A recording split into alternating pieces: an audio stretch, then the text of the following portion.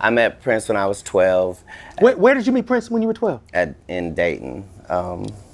After Really? he performed at UD Arena. Yeah, I mean, I knew him my whole life. He was like the guiding force for me. It's the reason that I Prince's impact on music and his untimely death still stir debates and theories. Could there be more to the story than what's been told? Let's find out. 8 years have flown by since the music world felt the profound loss of Prince, a visionary who did much more than dazzle us with his music. He challenged the very norms of the industry. The day he passed was not only a sad moment but also the beginning of a whirlwind of mysteries. Why all the fuss, you might ask? The circumstances surrounding his death are as intriguing as his songs. Initially labeled an accidental overdose from counterfeit pills laced with fentanyl, this explanation hasn't sat well with everyone, especially those close to him like Katt Williams. Williams, a longtime friend and confidant of Prince, strongly disputes the idea that Prince was a drug user and suggests that perhaps the legendary musician was tricked into taking the lethal medication. Does this remind anyone else of the controversies that clouded Michael Jackson's passing? Liza Minnelli, speaking over the weekend on US TV, didn't hold back her thoughts. She hinted strongly that the results from Michael Jackson's autopsy will shake things up quite a bit. All hell's going to break loose, she predicted. Let's think about it. The official autopsy didn't clear up much but instead raised more questions. Despite no signs of trauma or foul play, the presence of a mix of prescription medications in his system led to a call for toxicology tests. And here's where the plot thickens. Jackson's daily cocktail supposedly included heavy-duty painkillers like Dilaudid and Vicodin. Brian Oxman, the Jackson family lawyer, even said Michael had been using these for years due to the demands of his career and rehearsals for his big comeback shows. Oxman warned, where there is smoke, there is fire. Adding to the intrigue, Jackson's doctor, Dr. Conrad Murray, who was with him during his last moments, became a key figure in the mystery.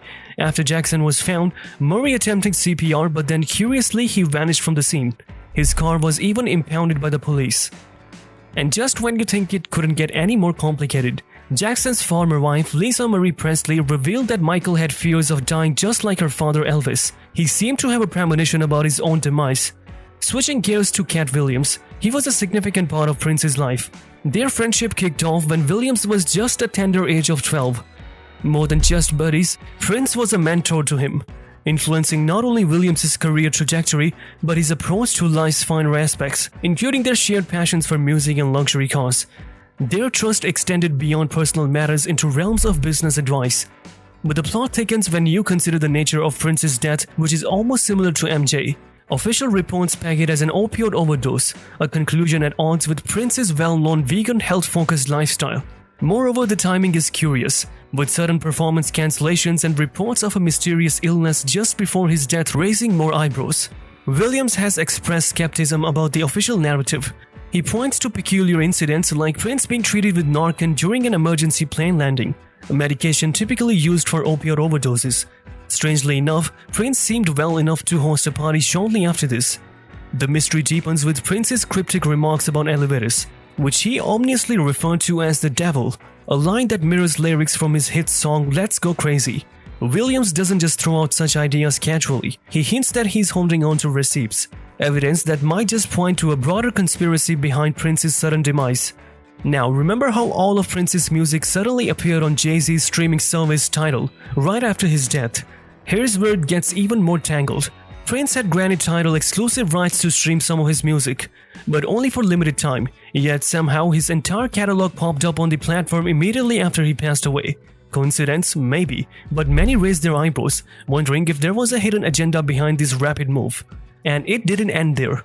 Disputes began to erupt over Prince's music rights, leading to legal battles between Prince's estate and Roc Nation, which manages Tidal. Questions about Jay-Z's role in securing the music rights sparked discussions about possible ulterior motives in the music industry.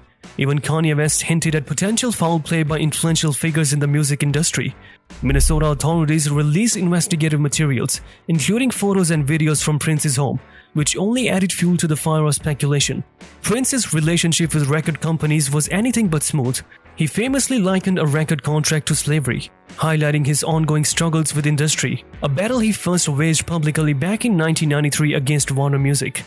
Tracking Prince's career through his music reveals not just his artistic genius, but also his rollercoaster dealings with the music industry. Like Morrissey, Prince navigated deals with various labels and was never shy about voicing his discontent when things went south. His experience provides a fascinating glimpse into the tumultuous interactions that can happen behind the scenes in the music business. Let's take a walk through Prince's eventful journey with record labels, particularly focusing on his time under his own name, leaving his side projects for another day. Signed to Warner Music in 1977 at the young age of 18, Prince's undeniable talent was a beacon for executives hunting for the next big star during a peak era of success in the record business.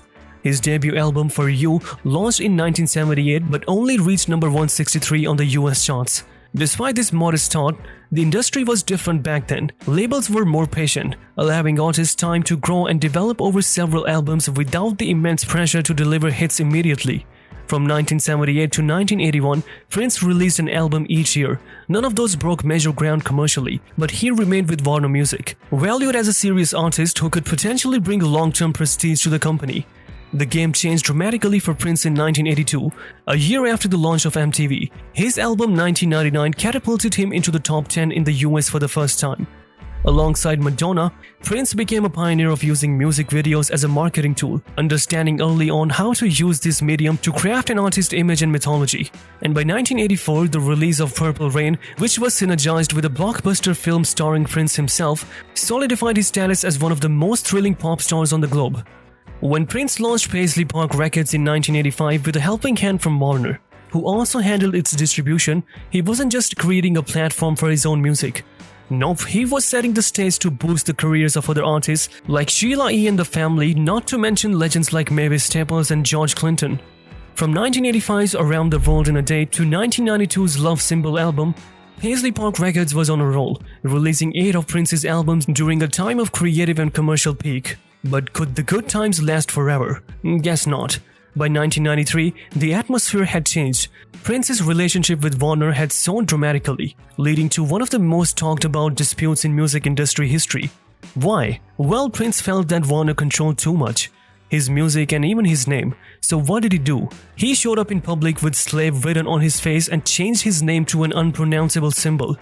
During this period, George Michael was also fighting his own label battles, calling his situation with Sony professional slavery.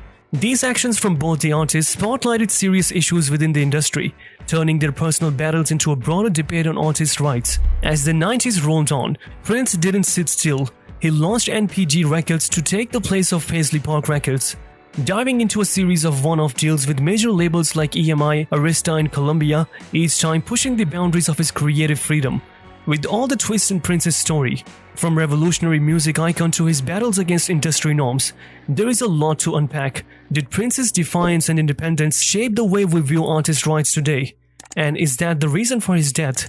Share your thoughts in the comments below. And don't forget to like, share, and subscribe for more insights.